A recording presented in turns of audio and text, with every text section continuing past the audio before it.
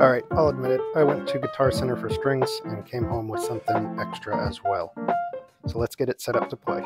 First thing I'm doing is taking the old strings off. The cool thing about these vintage style tuning posts is they just lift right out after you loosen them. I'm going to cut the strings, of course, so I can get them out of the body.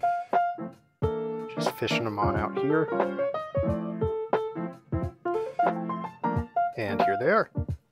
Next, we're going to clean this up. It wasn't too dirty when I got it, but I still want to polish it and dust it and do all that good stuff, so that's what we're doing here. I'm using just a generic multi-purpose cleaner. It doesn't have any sort of alcohol or anything that might damage the finish. Then I'm just using a microfiber cloth and a Q-tip to get into all the little crevices and get that dust and grime out.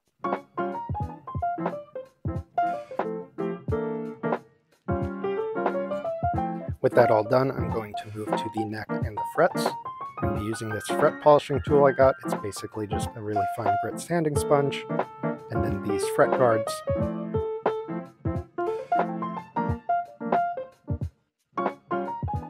And then once I'm done, I'm going to be wiping this down with the same cleaner.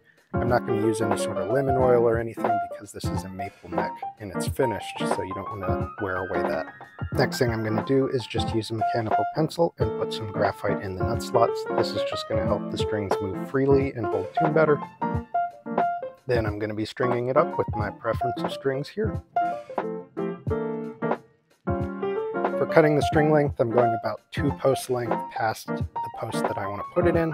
And the neat thing about these vintage style tuners is you just put the string down the center and then wind it up. And you get a nice clean wrap with no pokey ends. And you can't argue, these vintage style tuners look great when they're all strung up.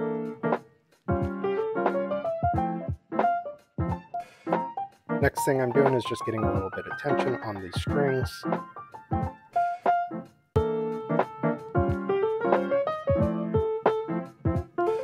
And then I'm going to be stretching them. Basically, I'm just going up and down the strings on the neck, using my thumbs to put a little bit of pressure on them. This is just going to help make sure I don't have to do too much crazy tuning.